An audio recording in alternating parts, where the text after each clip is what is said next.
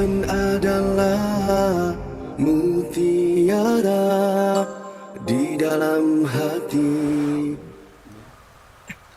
Bismillahirrahmanirrahim.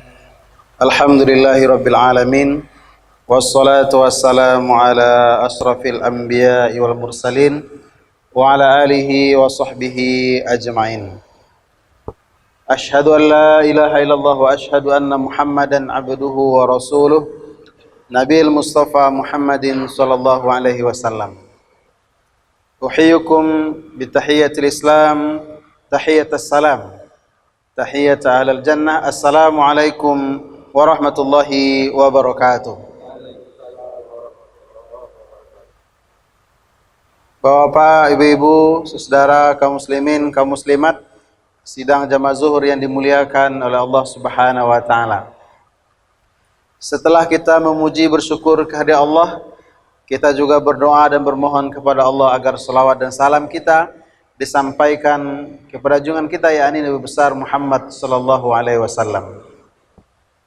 Bapak Ibu hadirin hadirat yang berbahagia, ketika kita membaca sirah nabawiyah, perjalanan hidup Rasul sallallahu alaihi wasallam, kita mendapatkan bahwa Allah mentakdirkan beliau dilahirkan dalam keadaan yatim. Asumsi sebagian orang, bahkan mungkin kita, ketika membaca bahwa Rasul itu adalah orang yang dilahirkan dalam kondisi yatim, tidak punya ayah, kita menganggap pada awalnya hanya sekedar sisi sosial kemanusiaan saja. Tapi sesungguhnya ketika kita membaca surat Al-Ma'un, perhatian kita kepada anak yatim, kepedulian kita kepada fakir miskin, bukan hanya sekedar urusan sosial, tapi ternyata dalam konsep Islam, kepedulian kita, perhatian kita kepada anak yatim, fakir miskin, ternyata berbanding lurus dengan kesolehan atau ketaatan kita kepada Allah Subhanahu wa taala.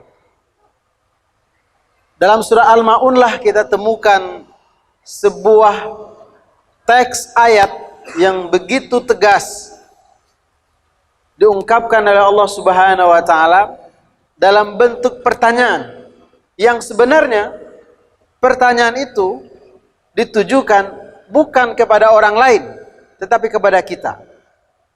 Yang sebenarnya pertanyaan itu kalau perlu dijawab, Allah Maha tahu apa jawabannya.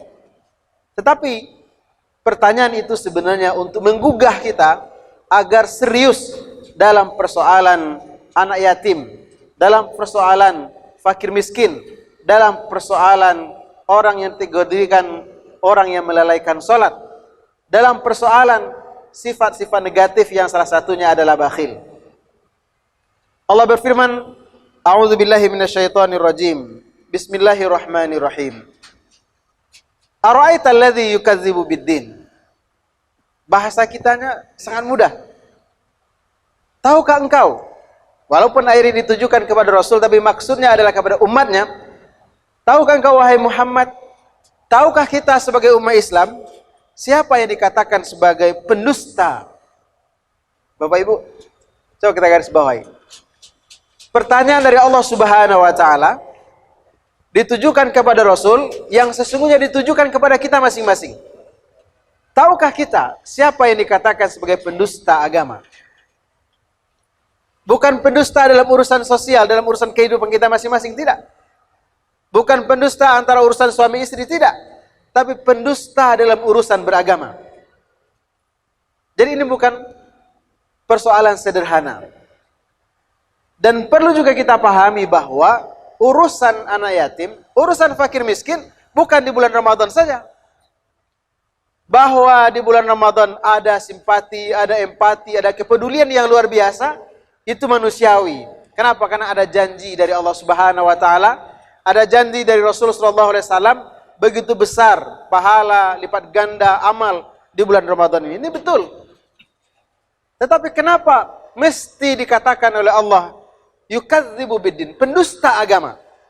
Karena mungkin saja di bulan Ramadan kita peduli dengan anak yatim, di bulan Ramadan kita peduli dengan fakir miskin, tapi di luar Ramadan 11 bulan berikutnya kita lupa dengan anak yatim, kita nggak tahu dengan fakir miskin.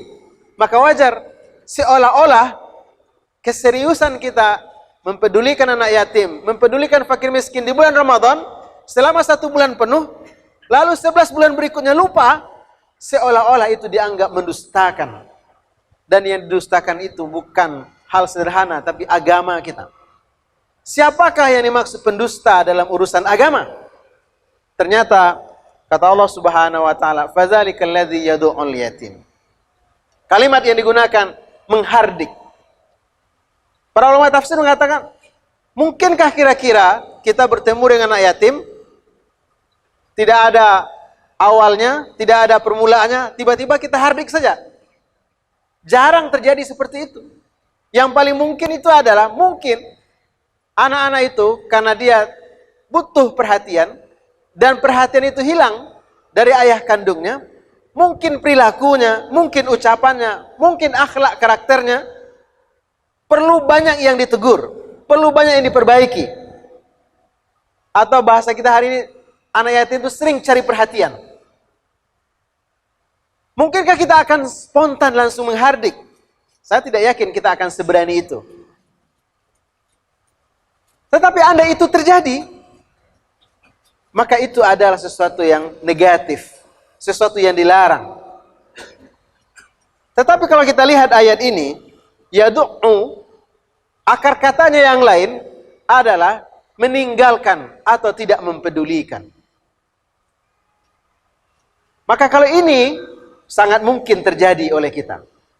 Kalau di hari-hari Ramadan mungkin muncul kepedulian, tapi di luar Ramadan hilang kepedulian itu. Maka wajar dianggap oleh Allah Subhanahu wa taala sebagai pendusta agama. Termasuk juga berikutnya, wala yahuddu ala ta'amil miskin. Kalau seandainya kita tidak punya kemampuan, lalu tidak juga memberikan jalan, tidak juga memberikan solusi, tidak juga menyambungkan orang fakir miskin ini kepada orang yang kaya, itu termasuk orang yang mendustakan agama. Kalau kita tidak mampu, tapi tidak bisa memberikan jalan bagi fakir miskin, dianggap pendusta agama.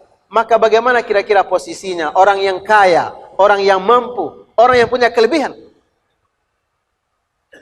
Tentu paling tidak double, ya, pendusta kuadrat. Kenapa? Wala yahuddu, tidak memotivasi orang untuk memberikan perhatian kepada anak fakir miskin, dianggap pendusta agama. Tentu orang kaya di atas itu.